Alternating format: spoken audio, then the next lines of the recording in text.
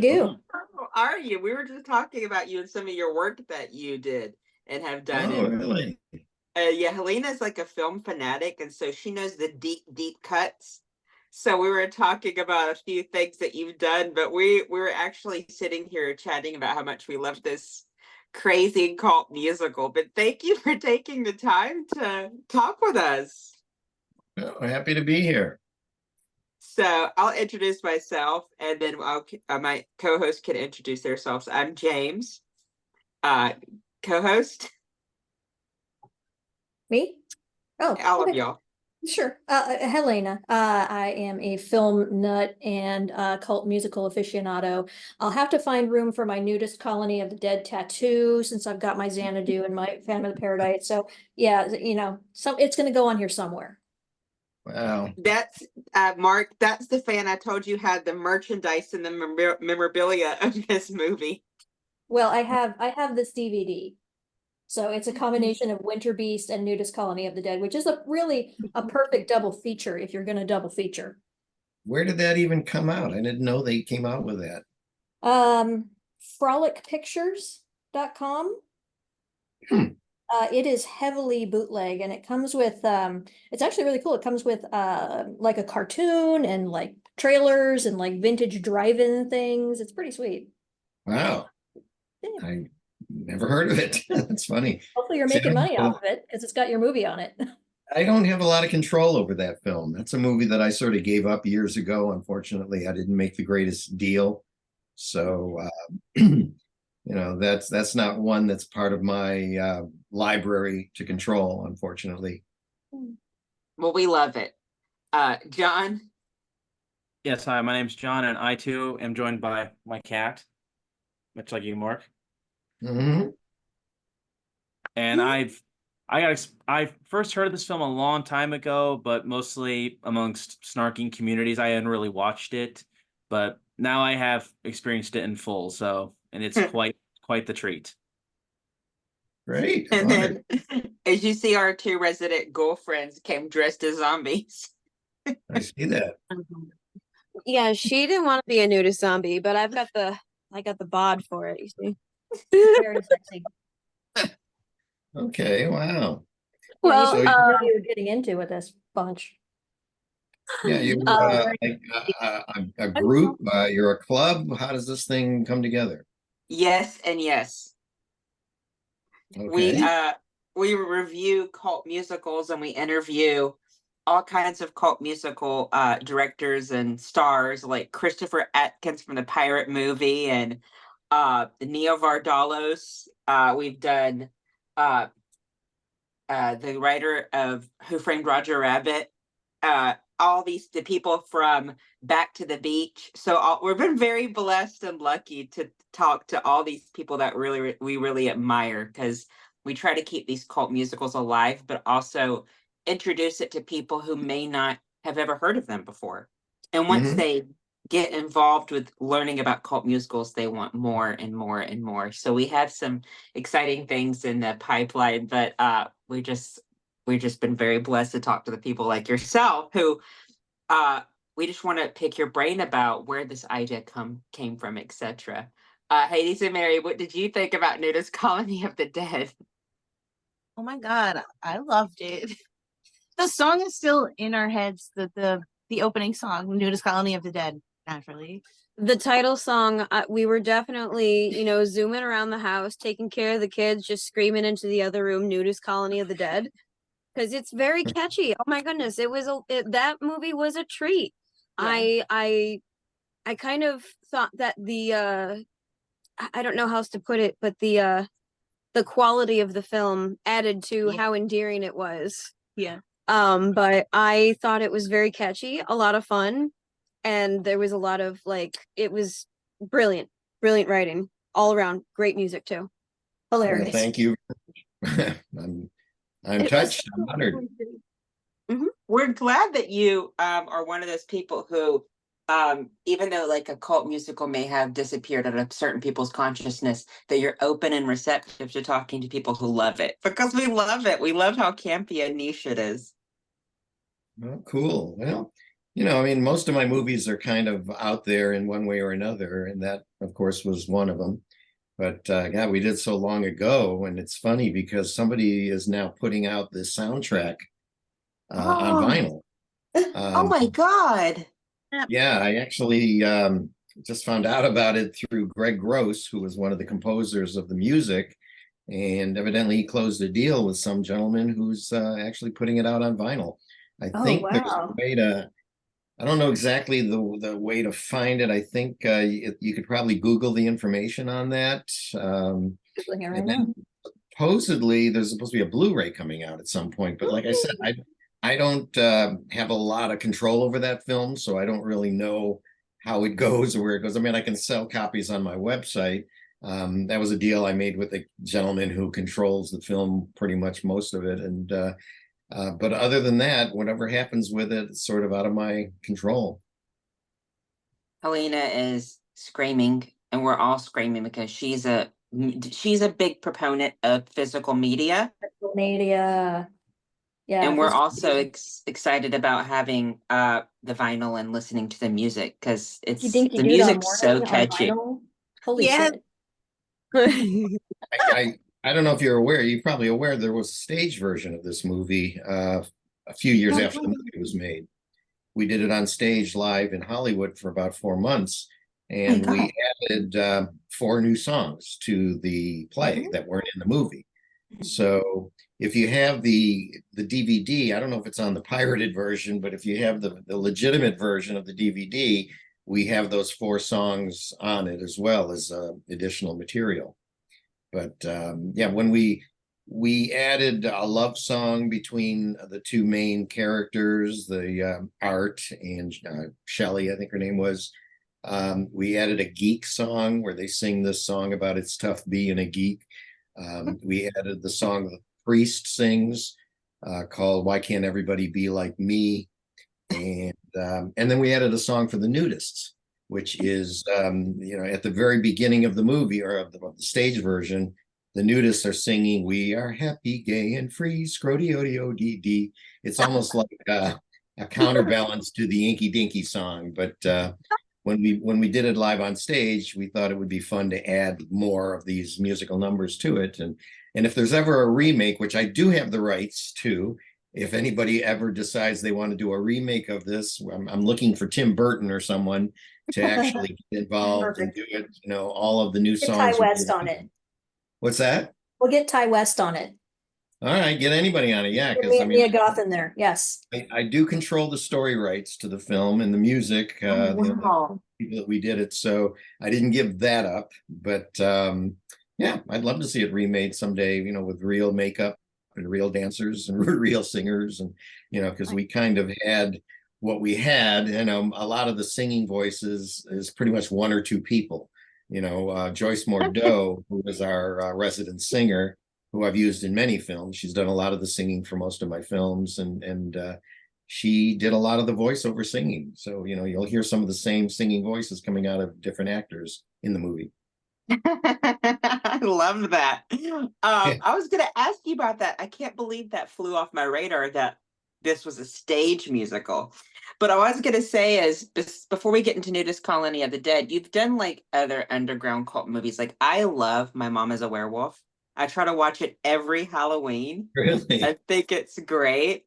I love it so much. And Helena, I know that you are a fan of some of Mark's work as well. Yeah, I was wrapping up my work day. I work East Coast hours. So I had Commander USA doing Polish vampire in Burbank off to the side. And I was just going down my lovely 80s childhood. That's so Commander USA plus that was the magic that happened on Saturdays in my life growing up. Very cool. Yeah, they ran Polish Vampire, I think, for 2 years on USA Network, and that actually it was cut down quite a bit because there were a lot of things in that movie that were not done legally. We didn't have the legal rights to the Sonny and Cher number that's in it. We didn't have the legal rights to using a clip of the Three Stooges. I mean, we did a lot of things off the cuff because what do we know about copyright rules? So I wondered about Elvira because I know you had the Elvira clips in there.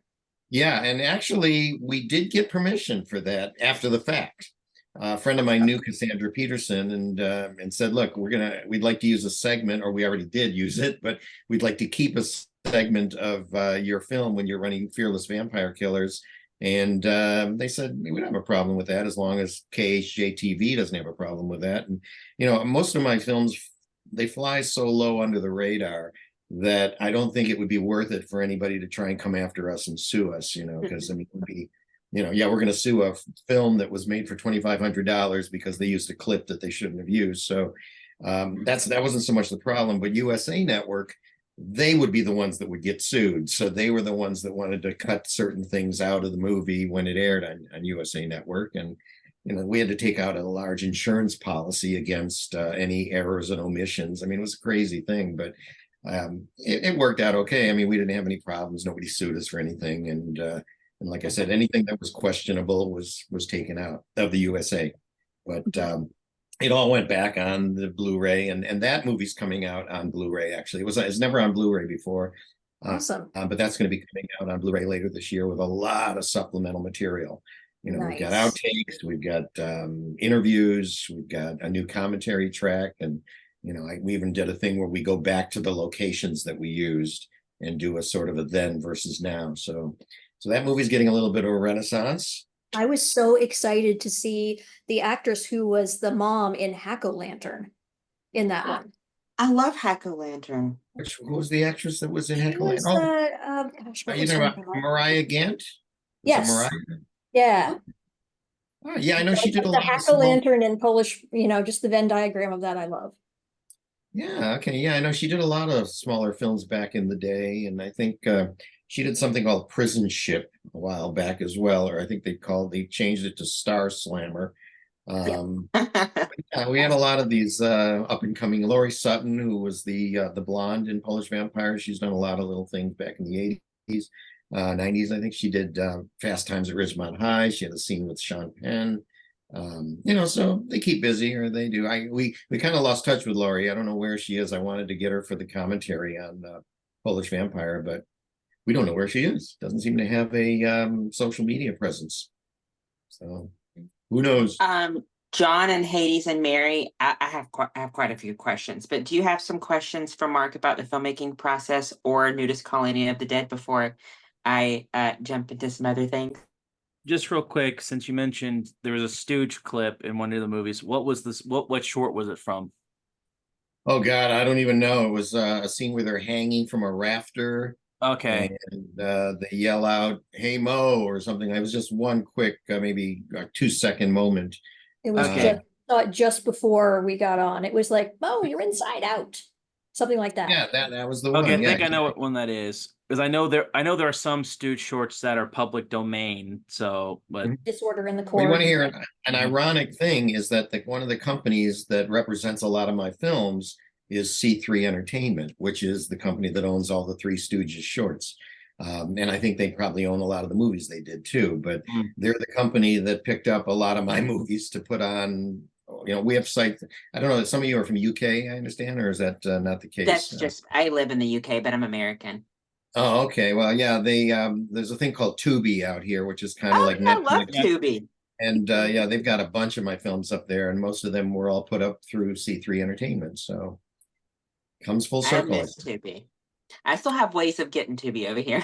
Yeah, you probably have VPN. to do a little finagling, I know, but because I was in London not too long ago for a documentary that they were doing on me, and when I was there, I was mentioning, "Hey, you can see all my films on Tubi," and they were all looking at me like, "What, Tubi?" I didn't realize that it wasn't available easily there, but anyway, we learned. So that's what happened there. John, do you have any other questions before Hades and Mary and then I go?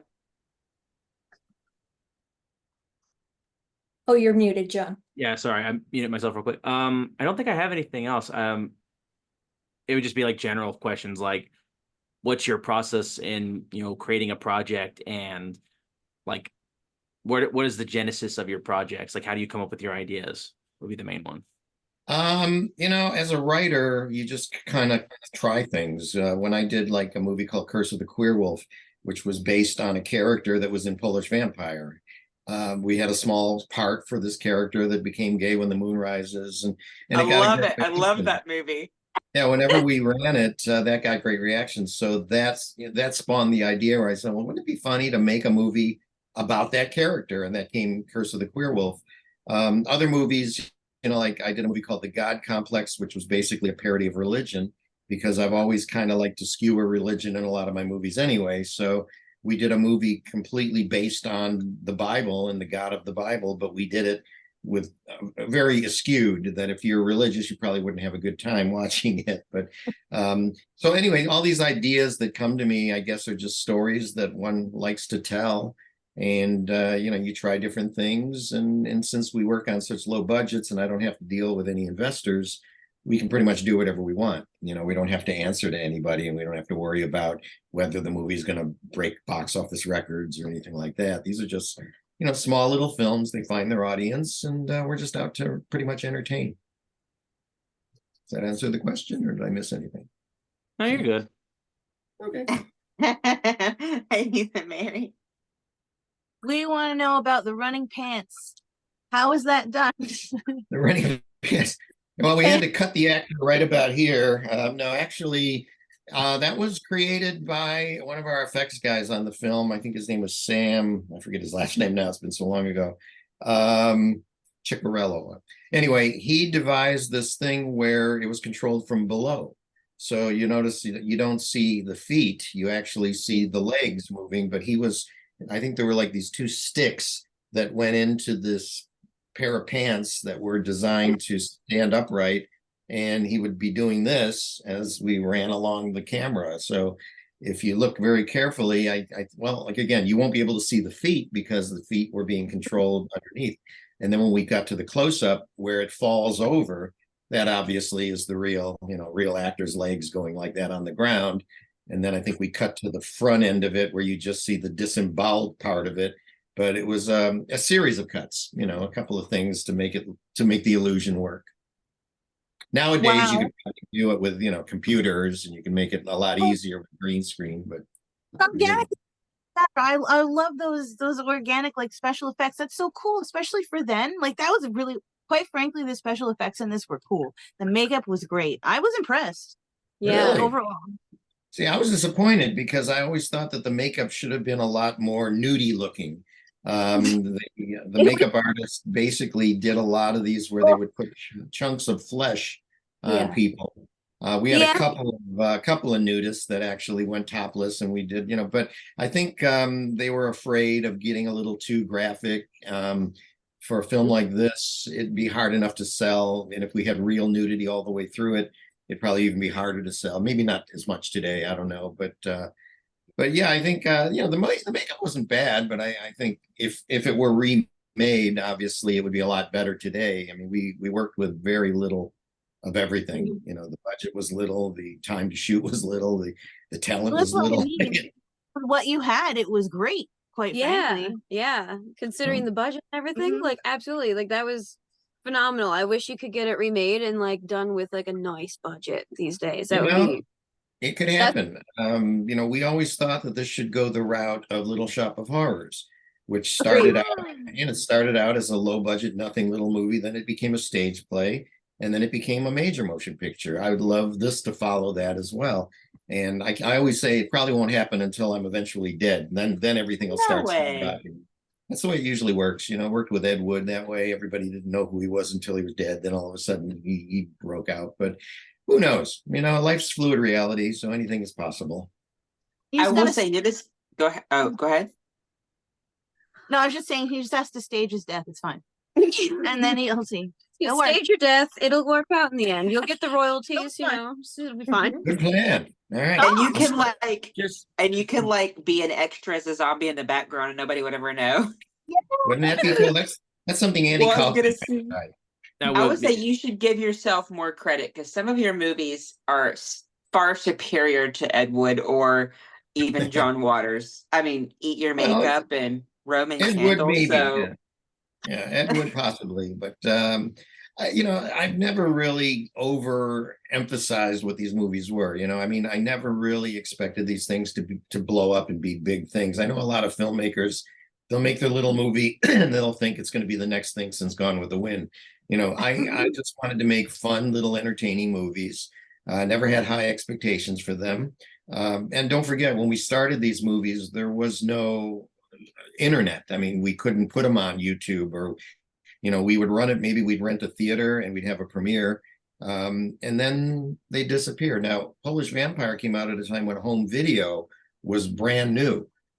There weren't any made for video movies. So the timing worked out well. We were able to make a video deal, and it happened to be lucky, really, you know. So it slowly got to a place where you could get your movies maybe on VHS, then later on online, you know, and we were lucky with USA Network. I mean, the fact that they actually bought the movie for network television, or, you know, coast to coast television, that was a surprise to us, you know. I mean, and I think it was a surprise to them when they found out how much we made this movie for after they had made the deal, because I don't think they would have paid as much for it if they knew that they bought a movie that was shot for $2,500 and put it on their network. So somebody might have lost their job over that. Who knows?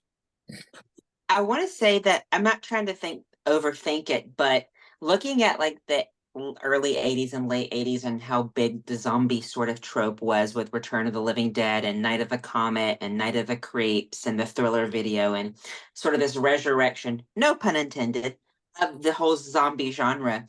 Were you doing that to sort of poke fun at this reemerging fear of the undead that it seems that the 80s had? No, I don't think consciously that was my intent. It may be on a subconscious level, possibly, but I just thought it would be funny to make a movie about dead nudists. In fact, it started out with just the title. A friend of mine actually came up with that title a few years earlier, because I think he was going to try and do some kind of a film, basically, but he didn't really have anything to work with. So I said, look, if you're not going to do anything, can I take that title and work a script around it? And he said, yeah, go ahead and do it. So we put the movie together based on that. And then the fact that it became a musical was later on. As the script was being written, I started thinking, this might be fun to have a little song here, and then it might be fun to put a song there. And so I contacted Greg Gross and Joyce Mordeau, two of my friends that are into music.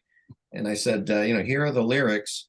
Could you write pieces for this? And they went ahead and wrote the music for the songs that are in the movie, and then again later on for the stage play. But that's kind of how that thing came about and why it came about. Because we love musicals, and so that I was just really, really interested in knowing, because looking at your previous work, what lightning bolt moment happened where you're like, oh my God, not only this is a ridiculous plot of dead nudists, but it should be a musical. I mean, that's genius. Yeah, I don't know where it came along in the process. Like I say, as I was writing the script, I think it just sort of became like, this would be cool. I mean, I had a musical number in Polish Vampire in Burbank. I had them doing a Sonny and Cher routine and at a pool party, which is one of my favorite parts of that movie. I mean, it slows the movie down to a grinding halt, but it's a fun little bit of business. And I guess I always wanted to do some kind of a musical, and that became the opportunity. But I can't tell you specifically where along in the writing process I decided to turn it into a musical. Again, we're talking about 30, 40 years ago, I think 91 when we did the film. So it's almost like another lifetime ago. Yeah, I feel like this could have inspired Cannibal the musical, I actually. was just thinking I the see a same lot of thing. parallels between those two. It's It's possible. almost like a Yeah, I was ripoff. thinking it too. Joyful James, you and I Hell. were thinking the same thing. Yeah, it's possible. There was another movie called Bloody Bible Camp. I don't know if you ever heard of that one, Bloody Bible Camp. That's lame. Whatever. Somebody showed me the trailer to it, and they said they had to have seen your movie because it's about a bunch of kids that are religious. And they go on in a camp, and they're killed one by one. You know, I mean, nowadays things are derived from other things, you know. Yeah. I mean, even Polish Vampire was kind of derived from American Werewolf in London, you know. So Yeah. everybody, I think, any writers, they're influenced by other things that they see along the way. So it's possible, you know, anything like that is possible. I was absolutely thinking that this entire time of how Trey Parker and what's it, Trey Stone Matt and Stone. Matt Parker. Matt Yeah, Stone. Matt Stone, Yeah. Trey Parker had to have been influenced, or at least have seen it, because there's so many similarities. Just Yeah. mix in Inky Dinky Doodah into Spadoinkle Day, and you've got like the DJ set from hell right there. It's very So it possible. should be a compliment to you, Mark. I mean that. You know, I love South Park. I love Trey Parker and Matt Stone, what they've done. I love Book of Mormon. I mean, we are on the same length or wavelength as far as our comedy goes. And don't forget, when we started our films, movies or shows like South Park, Family Guy, they wouldn't have even been considered back then, you know. And it No was way. sort of like when I was doing Curse of the Queer Wolf, I got a lot of pushback on that film saying, you know, you're going to offend a lot of people. And I'll tell you, it has become embraced by the gay community. I mean, they know that it's not mean-spirited.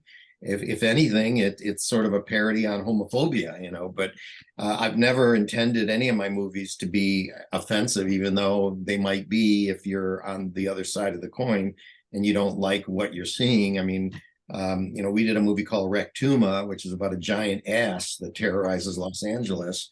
Which is basically a parody of Godzilla. These are on Tubi, by the way, if you want to see any of them. But The whole shebang is on Tubi. Your whole Ovure is on Tubi. It's crazy.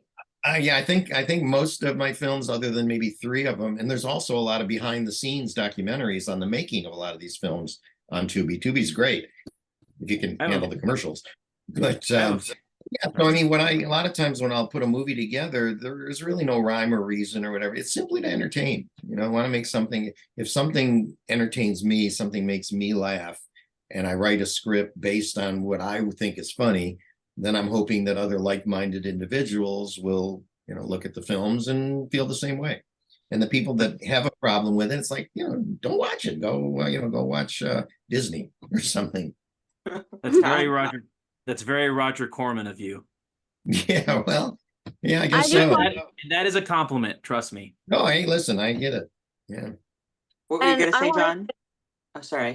Well, another thing I was going to ask was, this almost seems to be kind of like a riff on that common theme or trope of like the nice kid, religious kid, or like kid that symbolizes purity or whatever is the one that survives in these kind of slasher zombie films. Meanwhile, the sinners are the ones that die. But all of these kids are, you know, they're going to a Bible camp and whatnot, and yet all of them are getting hacked to pieces and whatnot. So was that intentional, or was that just, you know? Yeah, it really was. I mean, I don't even think, like I said, I don't think there was any message involved in it. It was just that most of these kids went to the camp reluctantly.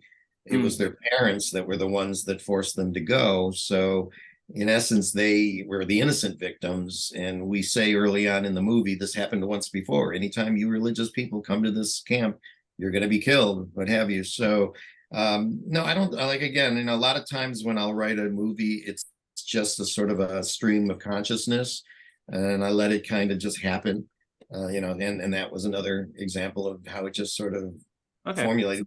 Sometimes your characters start talking for themselves when you're working on a script. You know, they just sort of take on their own personalities and they do their own thing. And when we did like the character Mrs. Drupal, which I really wanted to use a real old woman to do it.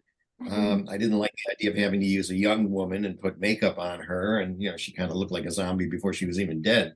But we had the lady that played the religious lady that was the camp counselor lady, B. Gray, I think her name was. I wanted her to play the part, but she didn't want to do the, you know, put on the boobs and all that. So yeah, you know, we ended up using a young woman and putting makeup on her and all that. And that's another thing that I think it adds to the quirkiness and the charm of the movie. But at the same time, I think it would have worked better if we used a real older woman. That would have been a funnier bit, I think, with better makeup. It was still hilarious. And I love that scene because you've got Forey Ackerman as the judge, which Oh yeah, could get on yeah, that. I Forey was love great. it. Yeah, he'd been involved in a couple of my movies, and I met him. We had a screening of Polish Vampire, and Conrad Brooks, who was in a couple of my films too. He was an alumni of Ed Wood. He knew Forey, and he said, "I think Forey'd love to see this film." So we went to his house and ran Polish Vampire for him. He stayed awake through most of it, but then afterwards, I said, "I'm starting another film. Would you like to be in it?" He goes, "I'd love to be in it." And he goes, I go, I don't have a lot of money. And he goes, "Well, you've heard of Vincent Price? Well, I'm Vincent Half Price." so you can get me a lot cheaper. He ended up working on Curse of the Queerwolf for free. And then he worked again on Nudist Colony of the Dead for free. The fact that he was around a couple of naked women, I think, was payment enough for him. And yeah, he was great to work with, and good friend years ago. That's awesome. Yeah. Hades. It's no longer on topic now, I guess, but I just wanted to say, what you said about how you make your films, that it's like it comes from a place of like love and fun and just fun spiritedness, and I think that makes for some of the best movies out there. So thank you for that. That's wonderful, and I applaud you for just making movies to have fun and just enjoy the story and go with it, instead You're of very like, welcome. oh, it's going to be hit in the box office. Too many people are worried about that, and I find that those sorts of movies aren't my favorite. I like the ones that you could tell everyone had fun making it. That's the best movies, in my opinion. Like Poultrygeist? Yeah, like Poultrygeist. Yeah. Yeah, I They mean, don't- there's a lot of these obscure movies. In fact, I talk about that in the making of a movie I did called Celluloid Soul, which is about an actress in the 1930s who somebody discovers in today's time and falls in love with this actress and finds out that she's still alive, but she's 98 years old now. And it's kind of a complicated story, but in the making of that, the documentary that's on Tubi, I talk about a lot of these obscure movies that exist that nobody's ever heard of. But if you're a fan of that movie, you might know who these people are. Like, who remembers Bela Lugosi Meets a Brooklyn Gorilla, with Sammy Petrillo and Duke Mitchell, right? And then there's movies like Ghost in the Invisible Bikini with actresses that you don't remember. Yes, that's the And I weird talk about- musical. Yeah, but I talk about a lot of these movies that, unless you're a fan of that movie, I was a good friend of a man named Ron Harper, who was in the Planet of the Apes TV series. And we really became good friends. And I thought, here's a guy that in the 60s and 70s, he had the show. He was in a show called Garrison's Gorillas. He'd been in a show with George Burns and Connie Stevens. I mean, he had a lot of credits.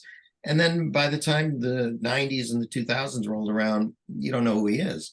He'd go to autograph shows and people would crowd around the table that remembered him from Planet of the Apes or what have you. And that inspired Celluloid Soul. It was, to write a movie about an actress that nobody remembers. And all of a sudden she shows up in the 2000s. Now in the movie, she shows up and she's black and white and has scratches going through her. She looks like a film clip. If you've seen the film, you know what I'm talking about. But if not, check it Awesome. out. It sounds like awesome premise. It does. It Yeah, sounds like a and- very endearing premise. It is. I mean, it's a really sweet film because this actress talks about how nobody knew her when she was making films in 1930s. And then all of a sudden she gets discovered by this one guy who watches movies in his house. And he does a Google search to find out whatever became of her, finds out that she's still alive. But like I said, she's like 98 years old at this point. And they arrange for a meeting. And when she shows up on his doorstep, she looks like she did in the 1930s movie, black and white. And, he thinks he's going crazy. All his friends think he's going crazy. We got Judy Tenuta, the comedian Judy Tenuta, who passed away a couple years ago, to play the part of his psychiatrist in the film. And she did that role for free, which a lot of my actors do. So yeah, check it out. Celluloid Soul on Tubi. Well, if you ever look for volunteer actors, we are all available. Oh, girl, Yeah. where are you all located here? You're not. I'm originally you're- from Atlanta, Georgia, and I'm in the States. It seems more often now, but I'm from Atlanta, Georgia. Atlanta, Georgia. And what Oh, about the rest- We are New Jersey, East Coast, like New York City. I see. Okay. Mhm. And the rest of you, Ohio, Ohio.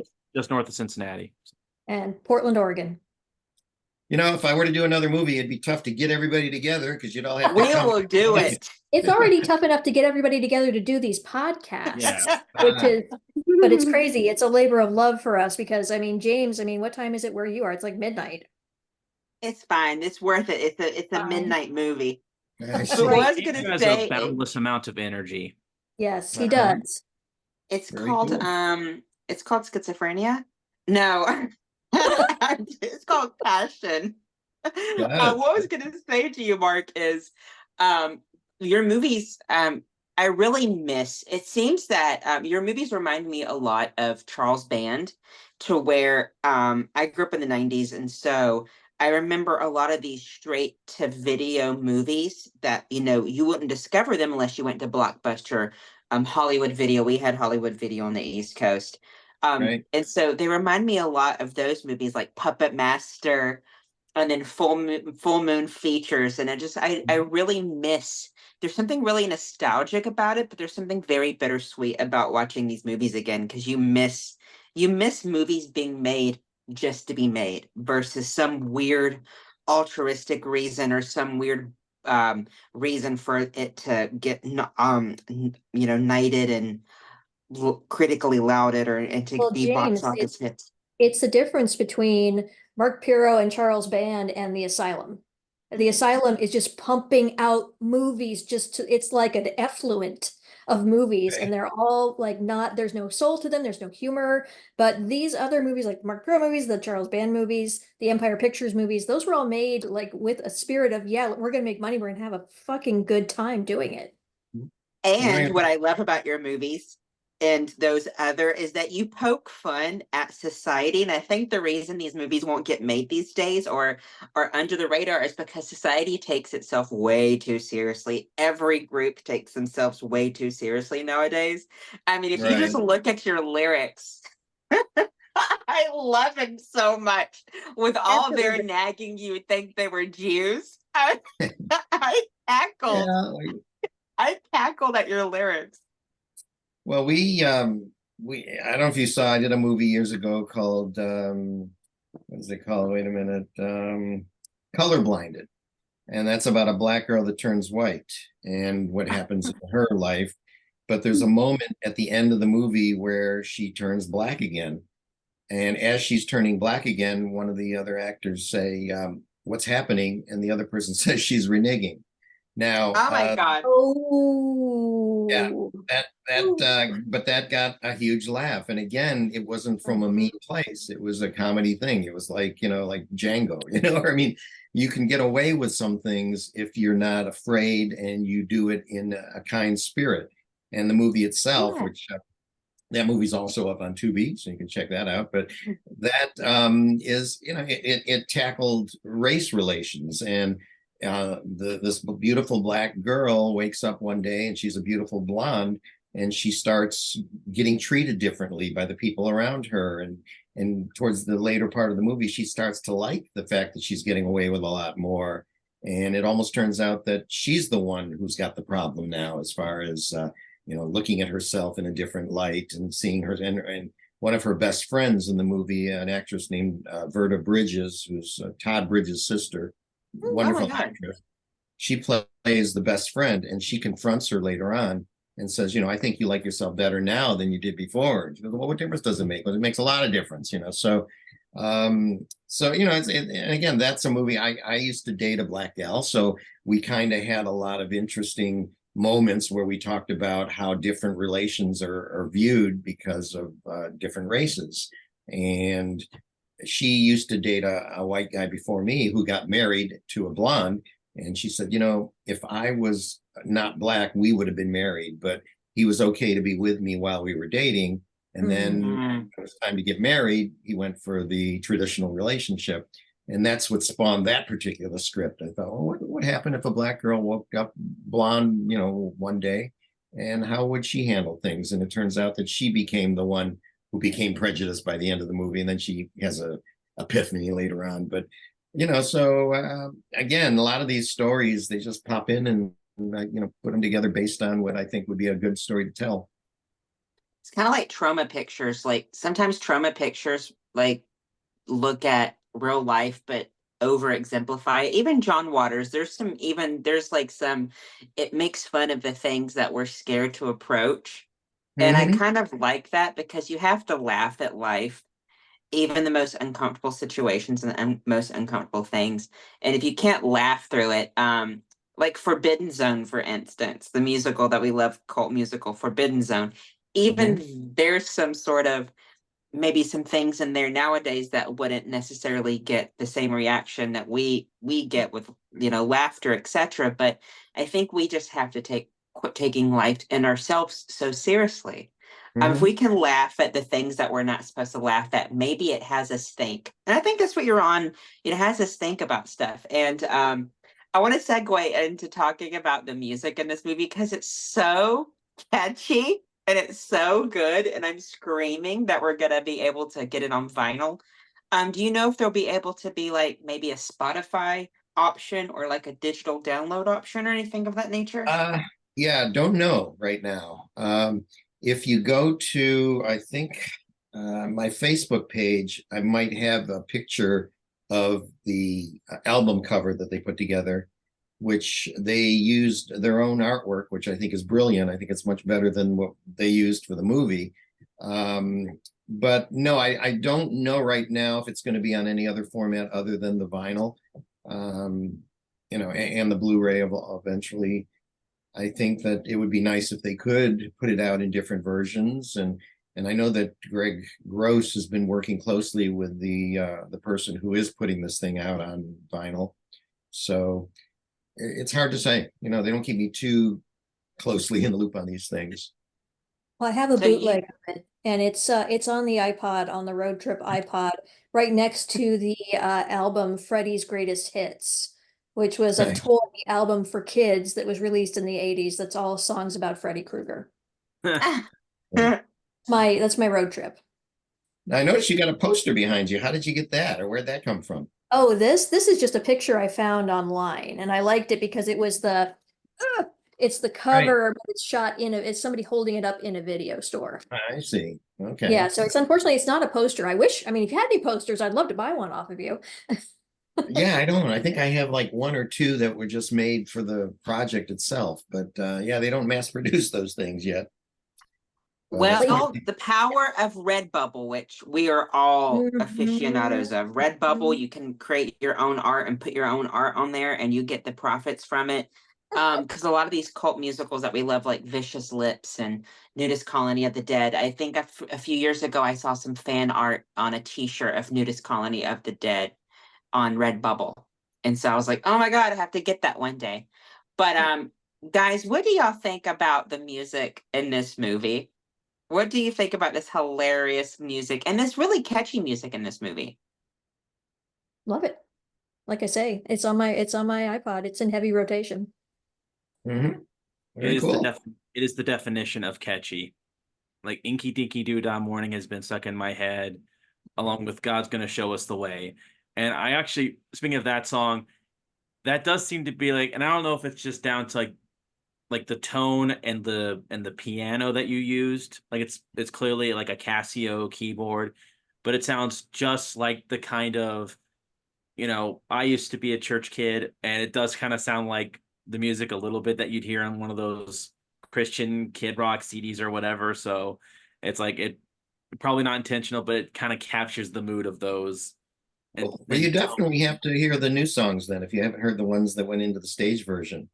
I don't know if they're online anywhere. They might be. Well, we'll have to get a copy to Hades and Mary because they do a lot of shadow casting, Rocky Horror kind of thing. So I feel like they're just That's over my there. last Like, let's question. go. Oh, That's there my you last question. That's my last question. But before we get to that, Hades and Mary, what do you think about the music in this movie? And I know you'll say, as you always say, it slaps. But what do y'all? Okay, I had note. Hang on, let me find my notes. You talk. You I was talk. gonna say it slaps like naked butt cheeks. More like titties applauding. I was Or about titties to applauding, say yeah. it's like Clapping the Like- ass. Yeah. What you had said before about the Cannibal the Musical, that hit for me with the rinky dinky dink. I was like, that's like have a spadoinkle day. 1,000,000%. It's Mhm. really Rip catchy. Like off. Yeah. Right, I said Inky Doodah Morning is my favorite song. It's a nightmare. I loved it. And then I was like, never mind. Kill ×3. All the Zealots is the best song. yes, that's that's right. a good one too. Yeah, everybody And, has like, their favorites. Yeah, it was that movie was a real treat. The music was fantastic. It's just everything was great about it. So I had a lot of fun watching that one. How did you even discover it, just out of curiosity? How do you find these movies? That's a question for James, because James is like, all right, here's the next movie. And I'm like, great. And then I download it and I watch it. And that's how we get our movies. Well, before I say how I discovered it, I'll let Hades and Mary were gracefully introduced to it, and I was waiting with bated breath about their reactions to it, and they were like, I was so surprised because they told me I love this so much, and I'm like, whoa, who are y'all? John and Helena, how did you discover Nudist Colony of the Dead? Well, as I said, I had heard about it years ago from like snarky film comments and stuff like that. Like there was, in particular, there was a YouTube film critic who reviewed it, mostly just making snarky comments and whatever. And Cinema Snob, maybe, was it? that was him. Snob, I didn't want to name drop him, but it's like, yeah, it was him. But He's I obvious. I got a lot of traction off of him. Yeah. I had heard of him. I saw that. I heard of the movie, and I hadn't thought about it until James mentioned it. And it's like, okay, let's actually watch it. And so yeah, this was my first time getting a full dosage of the movie and on all the songs, because of course he highlighted the two, a couple of the big ones. So a couple songs from the movie. So Got it. The bangers. Yeah. Well, I'm the oldest of this crew. 1977 year mom. Well, okay, I mean you are, but I mean of this group of people, so it's like I'm sort of like I feel like I'm the shepherd of some of the bad movies, but James brought this one up all on his own, and I applaud him for that. But I remember seeing this in the video store back in the day, like when I was a kid, and I was one of those weird kids where, and this happened in the 80s with kids, like you could rent anything you wanted, and your parents were like, don't bother me. It was like being a latchkey kid, but with movies, pretty much. So you could watch whatever the fuck. And so I cleared the cult shelf at my local, the video store that had like the tanning bed in the back and the beaded curtain where you go through and you get your porn. My God. That was my childhood. So I cleared off that cult shelf. I watched every single movie that was on it. Very good.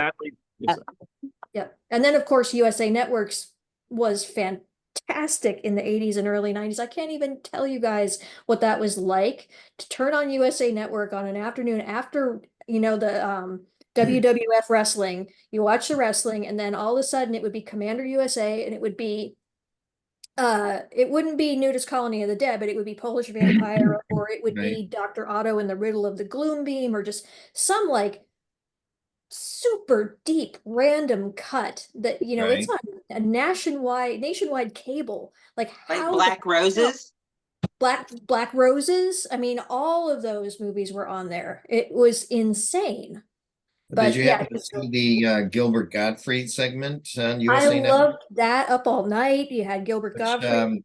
I know it's online. There's a clip from when they ran Polish Vampire on his version of it. I think it was on USA Up All Night. And it's very funny because he basically goes through this whole routine about, Mark, I'm going to give you a recommendation to get a job or something like that. He says, America, please hire this guy. He's got way too much time on his hands. But it's pretty funny. And like I say, you could find that on YouTube. I know I've seen it a few different places. Yeah. Well, the Commander USA one is great because he talks about it giving him a bat mitzvah. And I laughed. I cackled at that one. That was a good one. Okay, I gotta say, mentioning Gilbert Gottfried in this conversation, I'm just imagining, I wish he was alive so that this could be remade and have Gilbert Gottfried in it. Or have him do like a Reefer Madness style intro. It's like, this is a nudist colony. I mean, can you believe it? As the judge. As the judge. As the judge. As the judge. Yeah. Yeah. That was an impeccable Gilbert Gottfried, I gotta say. Thank you very much. Gilbert Gottfried as the priest, though. Priest? Okay. As the priest. Make him try and sing that. Yeah. I would have just put him in every role. Yeah, just totally. Digitally insert, yeah. Well, first time I saw this movie, I used to make like list of movies that I wanted to see, and before, when the internet was just becoming a thing, But a Mhm. lot of these movies that I wanted to see had not yet been released on DVD, so they were really poor bootlegs ripped from VHS. So I saw the same. Thank God, Nudist Calling to the Dead, like other cult musicals, are slowly getting recognition and remasters. But I remember I saw Nudist Colony of the Dead the same summer that I saw a poor bootleg of Rockula, which I love Rockula, and Rocktober Blood, which is a really another weird heavy metal musical, and uh it evades me. It's the musical with Gene Simmons as this, and it's Trick or treat. that's it, Trick or Treat. Trick or Treat. Oh, Too Young to yeah. Die, where he's like the drag queen in Too Young to Die. He's like he's a trans queen, I mean, in that one. Anyway. Mhm. But yeah, it was the same time, and I loved it so much. I loved the irreverence, and I loved the music, and there's so many years that it passed by before we got a DVD release, and it was bootleg. But I'm so glad that there are attempts now to remaster it, because Yep. even though it might have been shot low quality, it still needs to be seen. And when I saw it became available on Tubi, and when I lived in the States, I was so happy because it's so funny and it's so irreverent, and it's discovering a new audience, and a new audience is discovering it, and people just love it. People, horror fans, musical fans, cult musical fans, and so I'm very excited for the future of it, regardless of whoever the producer is in terms of the Blu-ray and the soundtrack, and Terror-Vision. also It's Terror-Vision. I zoomed in on the picture you had on your Facebook, and I'm like, oh my God, it's Terror-Vision, which is a great, great, great, great label. They do a lot of vinyl, they do a lot of Blu-rays. They did Oh, the okay. Linnea Quigley workout video. They remastered that. They remastered that in friggin' 4K, and it was shot Wow. on like a home video camera. wow. So Uh-huh. it was, I mean, isn't that the lady from Night of the Creeps? that was the one from Return of the Living Dead that does the nude dance on top of the tombstone. Yeah, she's the one that says, "Do you ever fantasize about being killed?" Yes. So yeah, this reminds me of Return to the Living Dead. But what I So was this gonna is in the say, right hands, I gotta say. So applause for that. Good to know. Yeah, Mark, you know more about it than I do.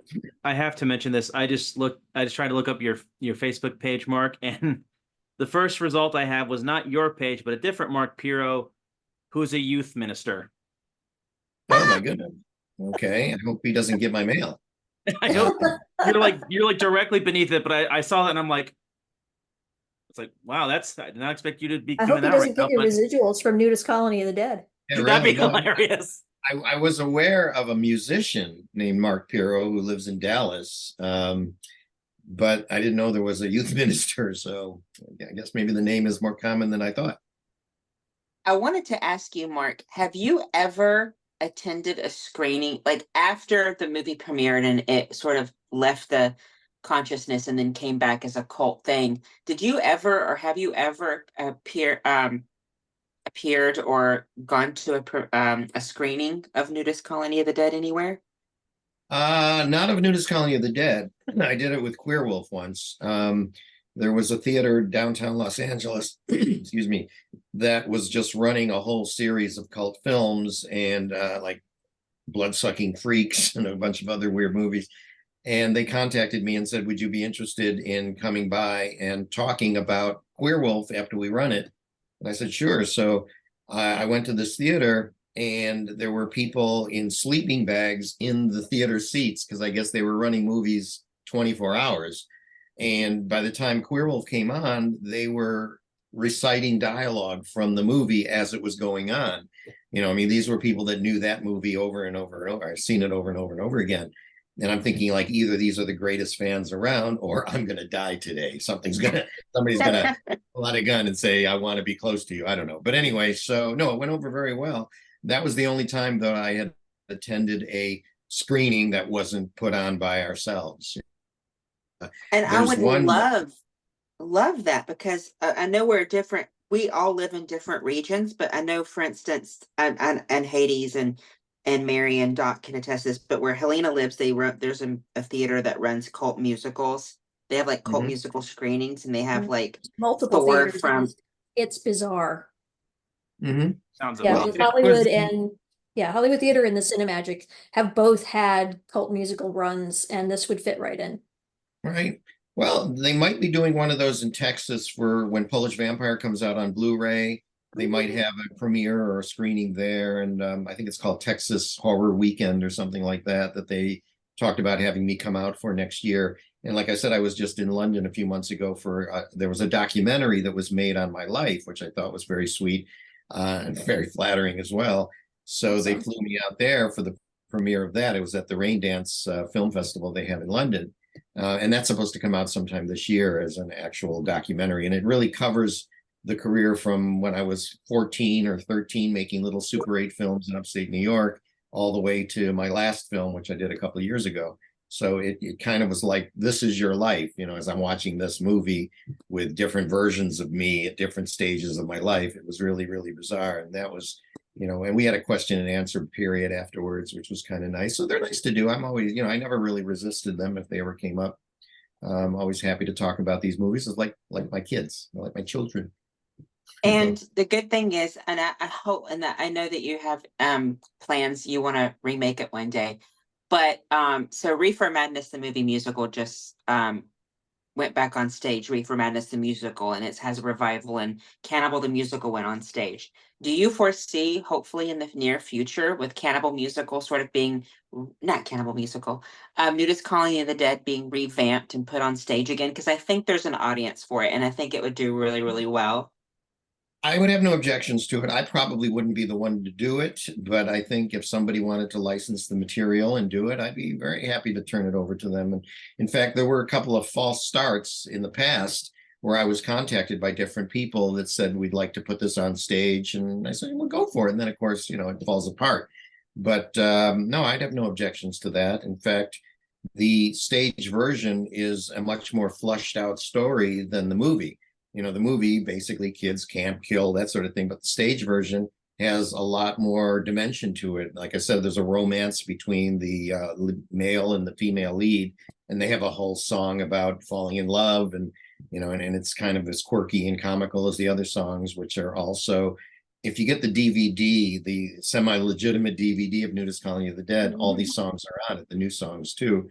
So no, I'd love to see it remade or see it done as a stage play. I mean, you know, there's a lot of mileage that could be gotten out of this material if one wanted to put it together. But like I say, it probably wouldn't be me, because when I did the stage version back in the 90s, it took a lot out of you, you know, because you have to make sure that all the actors are there and on target and remember their lines. And I remembered I'd always be up in the control booth watching the show from the control booth, worrying that at any point, it's like watching a movie and worrying that the projector is going to break at any point, because we would have props that would malfunction, or we would have actors that would maybe miss a cue. You know, there'd be lighting cues problems. I mean, there'd be all these kinds of issues that you'd have to be on top of every week. And we did it for 4 months. And every time we did the show, we were chasing the profits, because it would cost so much money to put the show on each week. We'd have to rent the theater, we'd have to advertise. You know, there's all these things that would cost us, and then we'd make maybe just a little under what we spent. So, like I said, we kept it going for 4 months, but after 4 months, I said, you know, I'm just tired of chasing this. So we decided to put it to bed. What year was this? That would have been 94, 95, in that general area. There might be on YouTube a clip or two from the stage play. I think, because there's a bit that we did, that the song Nudist Colony of the Dead was done with 3 singers, almost like Little Shop of Horrors, where they come out and they sing the theme song. And we started with 3 women, then we turned it into 2 women and 1 man.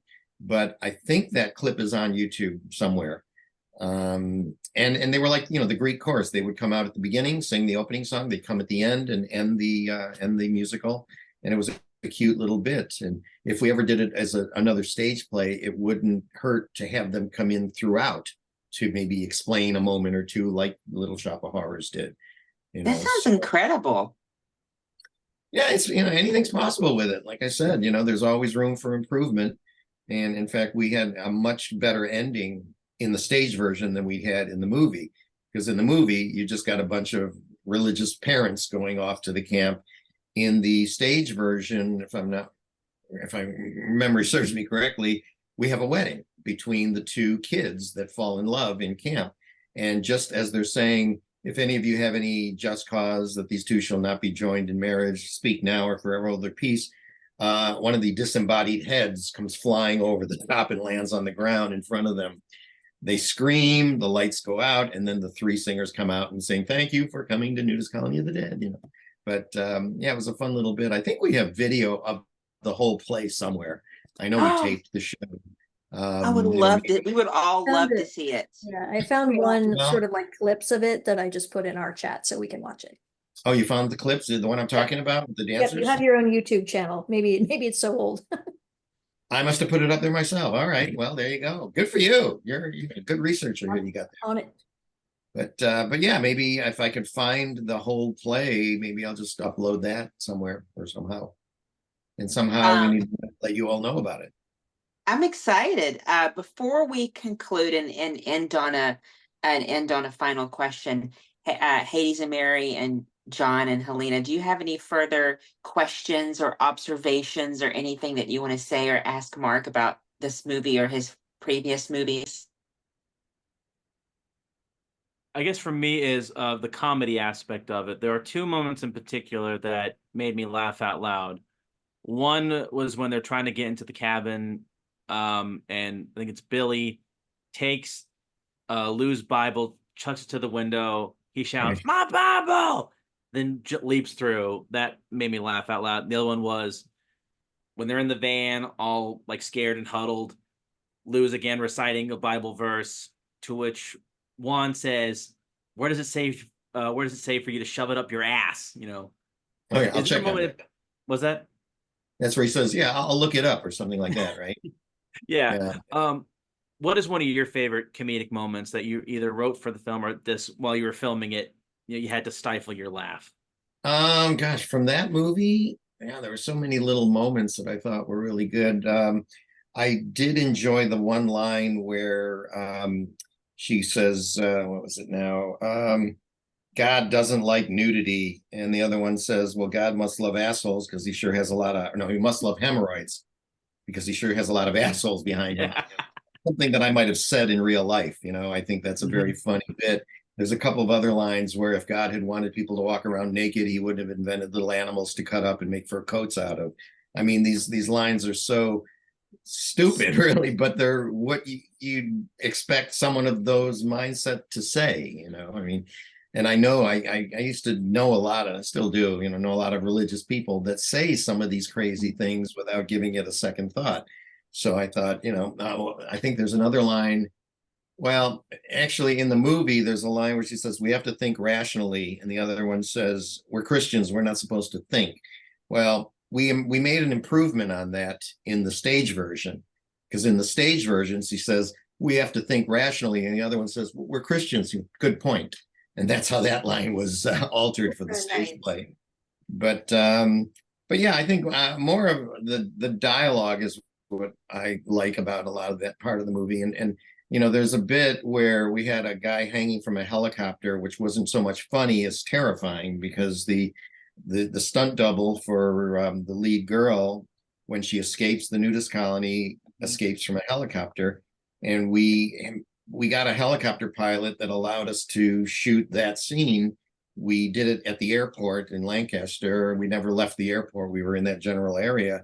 But the thought of this friend of mine who was the stunt performer hanging from a helicopter, I'm getting visions of the Twilight Zone movie while we're shooting this, thinking that, this guy better know what he's doing. And it went over fine. But that, not so much a funny moment, but that was one of the only times I kind of felt a little nervous while we were making this film. Everything else went relatively smoothly. And the other thing too, which is an interesting observation, you may notice that the kids changed throughout the movie. We couldn't keep a lot of these extras in line. So some would show up on certain days, some would not show up. We'd have to get other ones. And if you look at like the kids that are in the opening God's Gonna Show Us the Way song, a lot of those kids are not there when we're doing Inky Dinky Doo Dah Morning. The main kids are Fanny and Gus and Art. And I mean, yeah, those were the main ones. But the other ones were just whoever we could get to show up on various days. So, and you kind of think, well, who pays that much attention, right? Some people do. I never noticed that at all. Good. I think Good. that's hilarious. You're not supposed to notice that. In fact, we had two Fannies in the movie, but we ended up using the one that you noticed the most with the runny mascara. But the girl that does the "I feel oh so neat from my armpits to my seat," that was the original Fanny Wright in the film. And then she got disenchanted with the project halfway through it. So we just made her character secondary and then brought this other actress in to play that character. A lot of these characters were interchangeable. The black guy that does the morning, morning, morning, who also loses his head in the movie. You don't see him in the bus when they're doing the "God's Gonna Show Us the Way" because he wasn't there. We got him later on, So again, a lot of these characters, again, when you're not paying people, and I don't know if the actors might have gotten paid in this one, but a lot of the extras weren't. So you just get people that show up or don't show up, and that's kind of been my whole career. A lot of times we get a lot of people that they say they want to commit, and then once the movie gets underway, these things take time, and they get a little disenchanted along the way, and either don't show up or don't show up enough. But that's just part of the game. You said that there was two Fannies in the movie, but Mark, there's more than two Fannies in Nudist Colony of the Dead. It's full of Fannies. There's so many Fannies. I get it. Yeah. But And it's like, how did the sorry, I don't want to interrupt you all, but about the whole nude sort of, I guess, thing. How did the cast feel with like the prosthetic low hanging breast and just like all of this? I mean, they were good sports about it. I remember watching an interview that you did in Los Angeles promoting the movie, and one of the producers was one of the zombies as well, I believe. Right. Yeah, Brad Mendelson. He's a friend of mine for years going back. And yeah, he was the associate producer on the film, and he was also a zombie, but he was more of an actor. He wanted to be an actor more than a producer. So we had him play the nudist character that became a zombie. Rachel Lapp played the Mrs. Drupal. She went through, it was a couple hours worth of makeup because that was full body makeup on her. And then I think they altered it a little bit where the makeup stopped at the shoulders in one scene, and they used her regular arms. But yeah, it was a long process, and most of them were okay with it. There were a couple people that just got tired of the makeup, like even Brad, who was the lead zombie, basically. After a while, he said, I don't want to keep doing this, and let's get all the close-ups you need to get of me right now, like the bit where he loses his ear, or there's a bit where he's singing, and I think there's some close-ups where we just put the makeup on his face. We didn't have it on the rest of his body because it is grueling, and when this thing dragged on for, I don't know, at least a few weeks. And when we did a lot of the zombie bits, we had to get them there early in the morning. So they're in makeup at like, maybe 5 in the morning to get them on the set by 7 or so. And, when you're not Steven Spielberg, it's not that easy to get these people to stay committed, and that's always been the problem. It's just, you want to keep them motivated. I've gotten better over the years, because now whenever I start a movie, I sit the actors down and I give them the full speech about how, this is no frills filmmaking, and you're not going to necessarily have a dressing room, or you may not even get, lunch. I mean, we're going to work around these schedules, and we try to keep the shooting days short. Usually we only shoot a few hours a day lately, but I've refined my tradition as far as keeping people enthused and getting them to come back again. I mean, a lot of the actors I've used in my last film go all the way back to the beginning. John McCafferty, who was one of the geeks in Nudist Colony of the Dead, he's been in practically every movie I've ever made, going all the way back to even before Polish Vampire. I did a couple of short films, like a James Bond parody, and I did a short comedy called Buns, about a guy that kills people that eats hamburgers. And John McCafferty was in all of those films, and then he played the geek. In fact, if you see Rectuma, he's a geek in that scene. Or there's one scene where he's in a church. He's in a church office, and he plays basically the same character that he played in Nudist Colony of the Dead, and he plays that character in Queer Wolf. I mean, he's a good-looking guy, but he makes a great geek when he wants to be. I think Yes. that's who John's dressed as. He's dressed as one of the guys on the bus. Yeah, John is Mr. Mucky, I think his character was, Mhm. and he's the one that plays strip poker with the other guy. But yeah, I mean, so you get some of these actors that want to keep coming back again and again. And whether there's a budget or not, they're there because they're having a good time. I mean, all of our film sets usually there's no stress, there's no pressure. We usually don't have investors breathing down our necks. Come on, time is money. We take our time with it. We do the best we can, and people walk away happy, theoretically. There's one channel online where they say that like movie making itself is not fun. It's, to make it fun, to have it be actual fun while you're doing it, that's like the magic. Well, Because yeah, it's work, it's hard.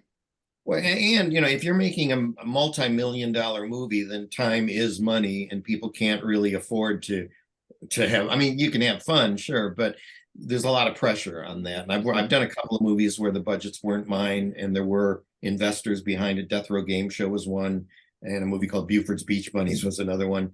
And that where we had a lot more money to work with, and people got paid and all that. But there was more pressure on those films, and I prefer the lower budgeted ones that we can shoot at our leisure. And if something goes wrong, I had an actress that was going to be involved in one of my last films, and she backed out the day that we were ready to shoot. Okay, so we worked around it. I shot everything that we could shoot without her, recast the role, and then went back and did the other side of the shot. Now if we were spending millions and millions of dollars, it wouldn't have been as pleasant of an experience, and we'd have probably gone after her legally, which we don't do. So yeah, we handle these films more like, hey, look at, my dad's got a barn, I got a key, let's put on a show.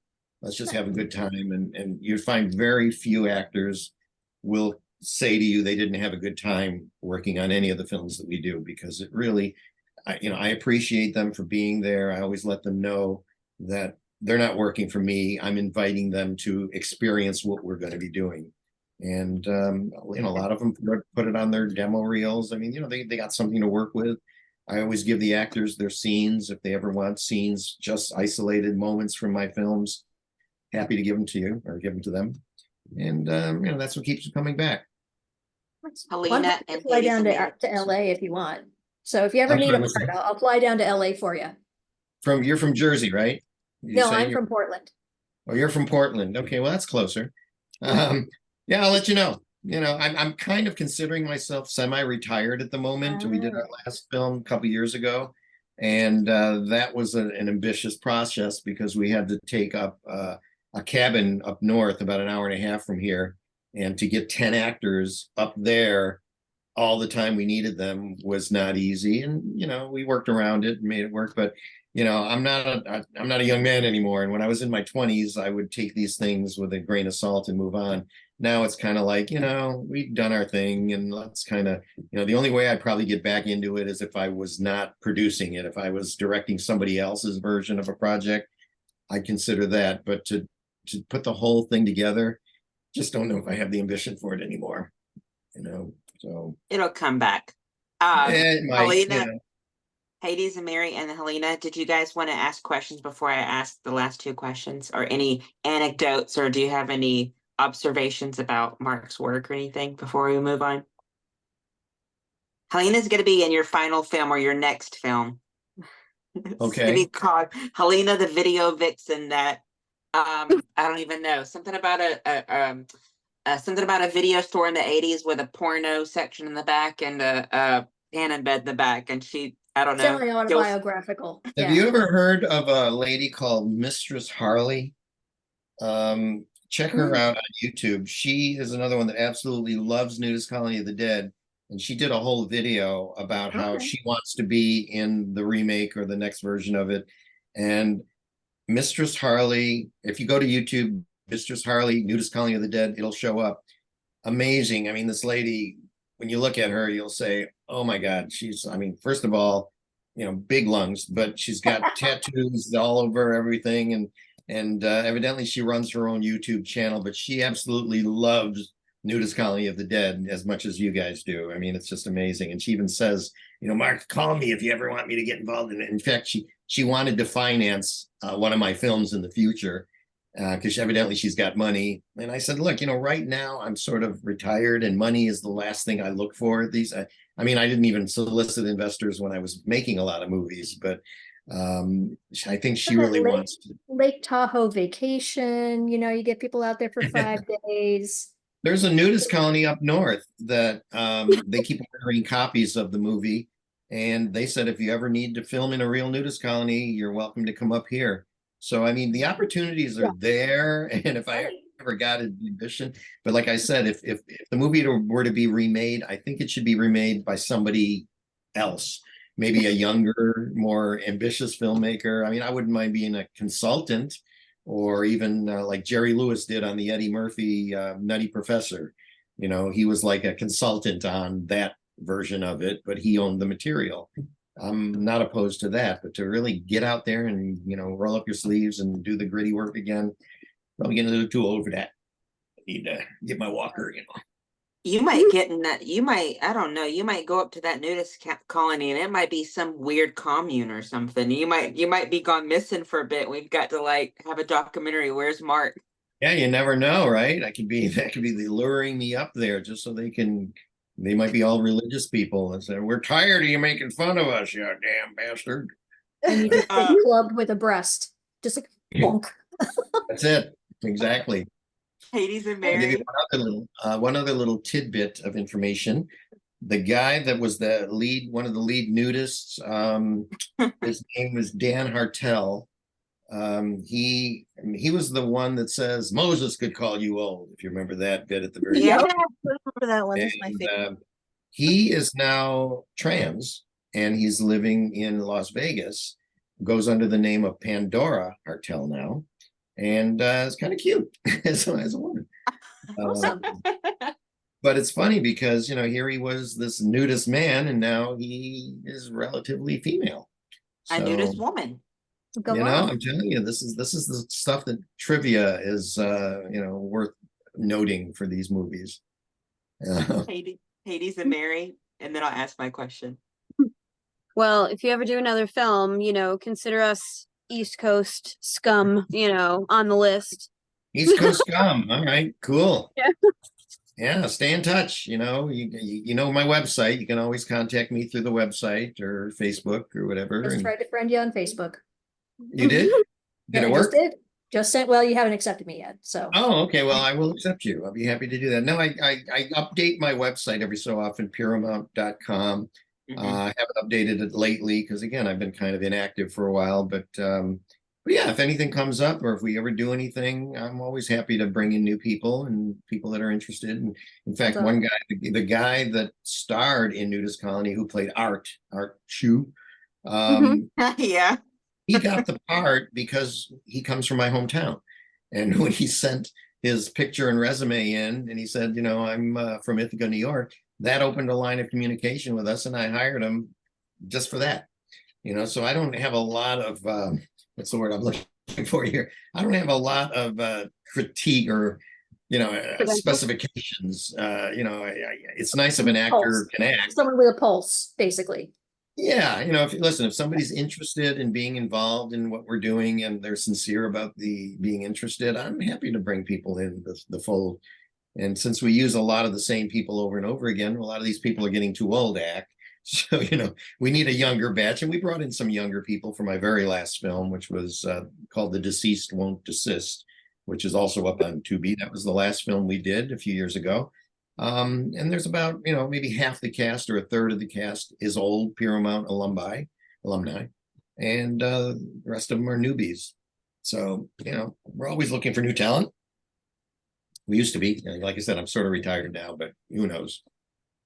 I can't let it go. East Coast Scum sounds like a punk band. It does. East Coast Scum. I can't let it go. I can't let that go. But I'll have two questions for you, Mark. Okay. The first is, Yeah. well, actually, two questions in a statement. They're rolling around. Why are you guys rolling around? Something happened. What happened? They're in bed, I think. I see them in bed. I- They're They're She's cracking up. actually laughing, messing up abbreviations of East Coast scum, and it's she killed me. Well, I said ECS, but no, I said ESC, but it should have been ECS, and then it was stupid, and I killed. It I'm was sorry. stupid. I'm And I called sorry. attention to it. You're welcome. they live somewhere where marijuana is legal, Mark. That's all I'll say. Nice, yes. Did you, what was the craziest thing? Because this is hilarious, but like filming this movie in California, or whatever, was there anything weird besides the plot? Was there anything weird or bizarre that happened or hilarious that happened while you were filming the movie? Weird. Well, the whole movie was weird or bizarre. No, we were filming a lot of it in a place called Topanga Canyon, which my was God. owned by, at the time, a friend of mine, another filmmaker who made Surf Nazis Must Die, if you're familiar with that one. He he owned the land, and that whole area that was the nudist camp area was his land. In fact, that little house that was the ranger station that we destroyed was already in shambles. I mean, the window was already kind of broken, and so he didn't mind us throwing a book through it or whatever. A lot of the interiors of that cabin was done at a place in Burbank where we set up a set to look like the inside of the cabin. But other, I can't think of too many crazy or bizarre things that happened because everybody kind of wanted to get through this, and they're one of the guys that put some of the money into the film. We remember that he kept watering down the Cokes, because I guess he could get more Coke out of it or something. But thinking Coke. back, Yeah, okay. Coca-Cola. Coca-Cola, yes. Yeah, I can't really think of anything that was really too bizarre or crazy. Like most of it was just trying to keep it all together. Again, when you have actors that are not always dependable, like in fact, the girl that played, well, that's in the poster behind you, the Jenny, her name is Jenny. She didn't like the way she looked in the poster. She's the one on the farthest side.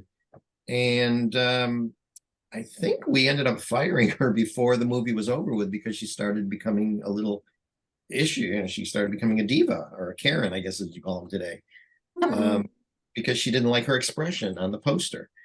And it was one of those things that we were close to the end of the movie anyway, so we just said, don't come back after lunch, and it was like one of those kind of things where you're dealing with people that a lot of them had their own little egos, and we tried to keep it at bay. We try to let everybody know that we're all in this together, but sometimes you get people that try to rise above it. In fact, Deborah Stern, who was the female lead in the film, she was great to work with. In fact, she even helped choreograph some of the dance numbers.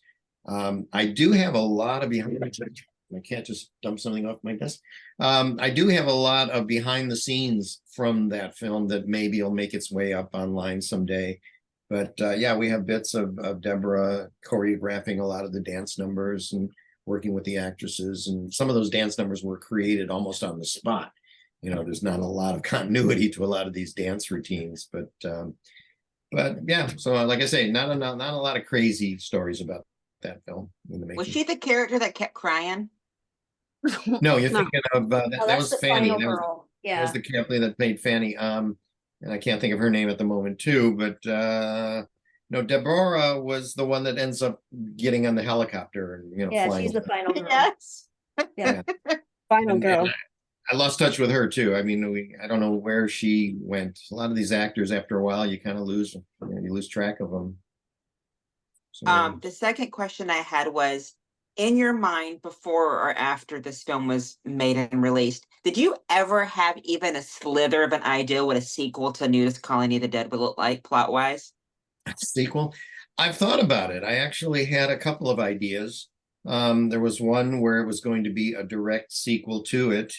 Another one was going to be a reboot of it. And one of the lines I was going to use is they talked to one of the survivors of the camp.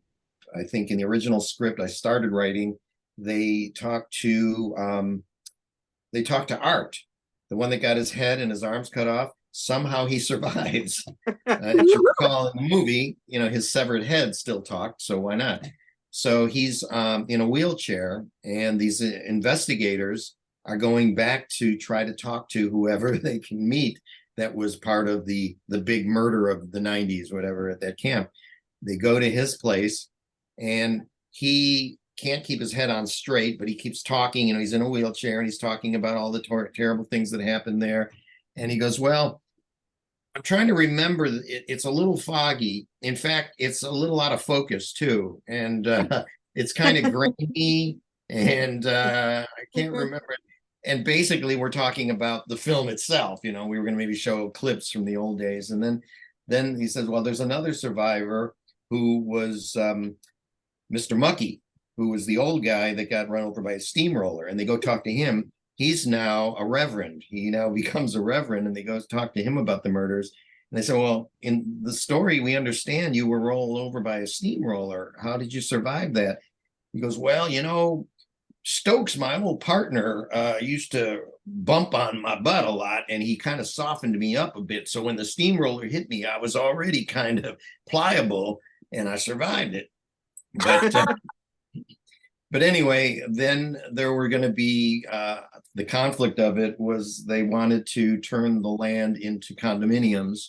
And of course, as the people went onto that land to try and build things started going wrong. And that was sort of the genesis. It was going to be called Nudist Colony of the Dead Legacy. And I actually drew up a little poster for it and everything. And that was one on my docket for a while.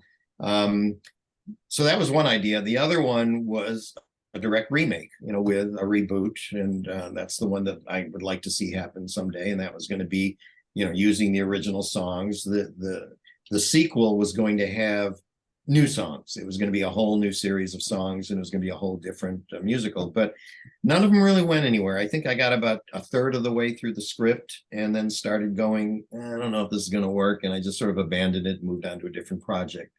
But yeah, I have no objections to this ever being redone someday. And as I said, if somebody wanted to pick up the material and do something with it, they have my blessing.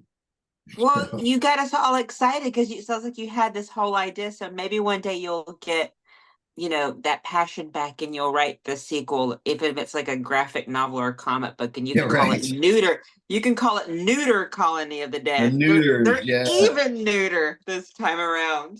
Yeah, it's possible. I try to never say never, but I also never say always. Electric Noodaloo. Too nude, too furious.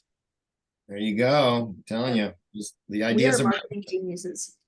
yeah, well, The last thing I'll say is one day when we're all together, in this life, not the next, we want to start like having screenings of like the pirate movie with Christopher Atkins and Christy McNichol, and the guy who directed Gary, who directed Sons of Steel, which is a really great cult musical that Helena and I know. It would be great if one day, if you were open to ever coming to a screening. I don't know the logistics of all of that, but maybe one day we can have a Nudist Colony of the Dead screening, because I think horror fans would love it. We would have to specify no real nudity, because that could cause a whole like right-wing watch. But in Portland, nudity is legal, so we could do it here. Oh, You can be Oh, yeah. nude in public here as much as you want. when we did the stage version, we had a little gimmick that we said, if you show up either nude or almost dead, you can get in for free. Nobody took us up on that offer, but well, Los Angeles these days, you'd be spoilt for choice. yeah, I With all the- suppose.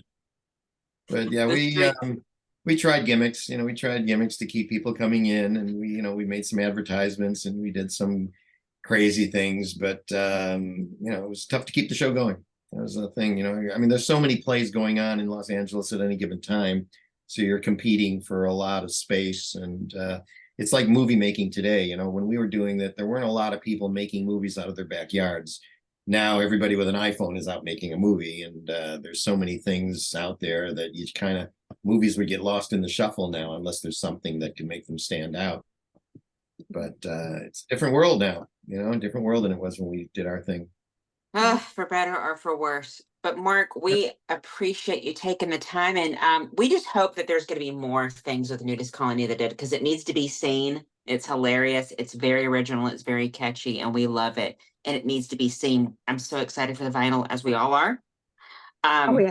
do- And you said, Helena, there is going to be a Blu-ray, right? There is No, but officially. I saw that well, I don't know that yet. I mean, Terror Vision is a great label, and sometimes they do Blu-rays to correspond with when they put out vinyl. So if they did, that would be badass because I would be all over that, like Yeah, buns my on. understanding is that there is going to be a Blu-ray, but again, I don't have a lot of information on that because it was evidently the people putting out the vinyl were also interested in doing a Blu-ray. Yeah, And that sounds like yeah, Terror Vision. That's their MO. So that's yeah. rad.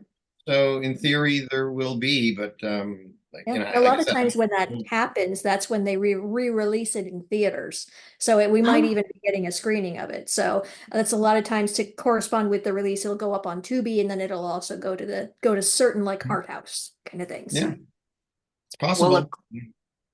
according to Blu-ray.com, it looks like, it's in process. And so I hope, because I would love to see a remastered version. It'd be great to see some more and extras. I would like to see you interview, and I would like to see if they can find some of the actors, who may have disappeared in the ether. I'm sure they're on Facebook, and I'm sure they're probably married with like 4 kids. You're And right. I'm sure it'd be great and the composer. So I'm excited. And I mean, I don't know, not to blow smoke up your ass, but are you sort of excited that it's going to get its just dues eventually? And it seems like now it's going to get its just dues. Yeah, I don't know. I think I'm beyond the days of getting excited. I used to get excited about everything, but it's like having, you have your first child, you're excited. You have your second child, okay. Then, I'm up to 11 kids right now. So it's sort of like, I mean, movies, not kids, but Oh my God. I was like, are you Mormon? no. I call my movies my children. So I made 11 feature films and a couple of short films. And by the time you get to that 11th film, it's like, you don't have the same passion that you had for the first few of them. Mhm. I mean, don't get me wrong, I enjoy the filmmaking process and I enjoy everything that we do involved in that. But yeah, nothing really excites me anymore. I'm sort of like at a point where it takes a lot to get me going nowadays. I've gotten very dull in my old age. Haven't we all? But Yeah. this has been not For a dull yourself. conversation. This has not been a dull conversation. You can see the flashes of inspiration and the love that you have for this, and you can obviously tell that we love this musical so much. And every time we post something about it, I get like people reacting saying, "Oh my God, I love that movie," or "Oh my gosh, where can?" One of the big questions is, "Where can we watch it?" And I'm like, Yeah. "Oh, if you're in the U.S. and Canada, Tubi, correct?" I don't think Yeah. it's on Tubi anymore. It No, used to it's be. not, because that's where I tried to look for it. But Yeah. everything else you've done is on there.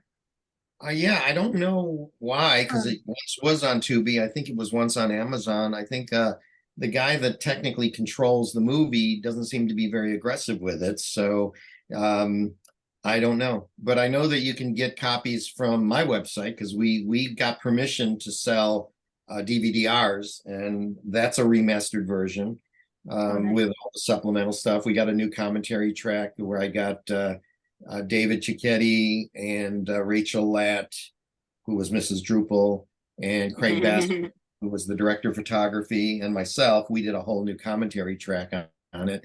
And, so that's one way. But other than online streaming, I don't know if it's available anywhere. The whole movie. I know Paramount, right? It's Paramount. You're Paramount, right? Paramount.com. Yes, that is my website. Paramount. I Paramount. remember in that interview of Los Angeles that you did, you were just giving your whole name of Paramount was kind of like giving the middle finger to like these big budget studios who like are the death of creativity. No, that wasn't the intention. I thought of the name Paramount when I was 13, when I was making short films, and I actually had the Paramount Mountain was like a giant boob, and it had stars around it, and yeah, it Mhm. was very immature, and that hasn't changed much. But most of my earlier movies highlighted that, and then as I became more as a professional, I started hanging on to. I used Paramount, and there have been a lot of people that have asked, have you ever gotten in trouble or has Paramount ever come after you? And I always say, look, for one thing, we're too small for them to bother with. If we became major, yeah, I'm sure it'd be different. But I go back to the old Groucho Marx thing. where Warner Brothers contacted him once when he did A Night in Casablanca. And they said, you know, we made a movie called Casablanca, and I think this is going to confuse people. We don't want you to use that title. And he said, you know, we've been using Brothers a lot longer than you. Maybe you should stop using that too for Warner Brothers. So, I mean, you know, the joke is like, I'm too small for them to care. Yeah, you know, if I became big enough for them to care, it'd be worth it. But Paramount, you know, Paramount has been around. I've refined the logo. If you look at some of the later films, you'll see that it's not so much a boob anymore, but it's got a little shape to it. You know, I'm kind of refined it a tad, but the immaturity is still there somewhat. So, James, I know how we have to go out. What's Unless that? unless Dave has anything else to say. Dave No. didn't get. well, I have a question. Where is this viewable? I mean, is this something anybody can click on and Yes. find it? It will be on YouTube, and it will also be Art the Boob Tube, and it will be on cultmusicals.net. We've been I mean, we were just talking about it not too long ago. We've just been so blessed that people like yourself have agreed. Like we keep getting so many people saying yes, to the point where like I think it's overwhelming our host by like, oh my God, Julie Brown said yes. Oh my God, Mark Pirro said yes. Oh my God, all these people keep saying yes. You know, Julie Brown from Earth Girls Are Easy, and she was like Oh, a yes. novelty songwriter. Of Because course. Earth Girls Are Easy, she's trying to get funding for Earth Girls Are Easy to come on stage in Los Angeles Is that right? Wow. as a musical. You know, I tried contacting her one time at one point when we were doing one of our films, because I became friends with Judy Tenuta, and at the time I was looking for other comedians to be involved in one of my films, and I contacted her and I never got a response. So I don't know if she didn't get my contact or whatever, but yeah, there was a time when I was trying to reach her. We like to bombard people. Well, So make sure you send me the link. I'll share this. I'll share this. we will definitely. We always send the links to the people, but we've been very blessed. And I like always say, like, we love these movies so much, and so to actually talk to you, we have to pinch ourselves, but we don't take any of it for granted. We really don't take it for granted, of the people that we've gotten to speak with and talk to, because everybody's been nice. Everybody's been nice. And then Helena will end, but the only person that's ever turned us down was, I don't know her name, and I probably won't say her name, but it was a cult musical. She doesn't have anything to do with the musical. In the 70s, during the golden age of porn, there was an Alice in Wonderland XX musical that actually Roger Ebert loved. And it was like they had like a big Broadway composer do the songs for it, and it's called Alice in Wonderland, an XXX rated musical fantasy, and it made like $100 million in the 70s. But I contacted her. She's like, no, I did not know I was making a porno when I signed on to it. Sounds like the Caligula story. I don't know that story. Helena will have to fill us in later. Well, Helena, I think a lot of filmmakers, especially of my caliber, we appreciate the fans. I appreciate people that like what we do. We love what you do. I love that too. I mean, I had a fan that came out recently from Maine. He actually contacted me on Facebook, and he said, if I'm ever in Los Angeles, can we grab a drink or something? And I said, sure. And we ended up meeting. He and his wife were there, and they're reciting lines from the movie Polish Vampire, and he even made a little marionette of my character from that movie, which he gave me. I was very flattered. And then it was time for lunch. I said, you want to go I took him to Michelli's restaurant, which is where we filmed Polish Vampire. And you'd think that I took him to Stonehenge. I mean, he was like so into this, and it was touching for all of us, And so I think a lot of filmmakers are happy, or at least a lot of filmmakers that haven't become Martin Scorsese, and I'm sure even he's got his fans. But I think we appreciate people like you. We appreciate the ones that sit there and get something out of these little crazy things that we do. So thank you all. We love it. Helena, what would you like to end on? So the ending, I was going to say, and maybe we should all sing this in unison, because I put it on the chat if y'all really feel compelled to. Oh my God. Yeah, everybody just take a look. Take a look. I don't know how You'll to do be that. shaking in your boots by the corpses of the birthday suits, the horror mounts, the terror grows, the monsters. Like this. You'll be taking in your boots by corpses in their birthday suits. The horror mounts, the terror grows. These monsters have no use for clothes. She's been waiting to do that her I waited entire that life. far. Yeah. Well, I'm sure you've seen the music video of it then, right? With Joyce It's actually so singing. good. It's Yeah. so good. And she's so Joyce, into it with her microphone. Joyce is actually coming into town. She lives in Germany now, and she's coming into town in a couple of weeks. And she's putting on a live show here in Los Angeles with a lot of her singing. But she'd love to see this. So if I can, if I get the link to this, I'll send it to her. And I'm sure she would be very happy to, enjoy this too, because she's a singer and she loves the fact that people appreciate her voice. Absolutely. We love it and we love you and we love your works. And as soon as we edit it, we'll give it to you. But thank you so much for being so cool and making this amazing musical. My pleasure. Thank you for having me. Thank you so much. Yeah. Okay. Bye, guys. Stay naked. Always.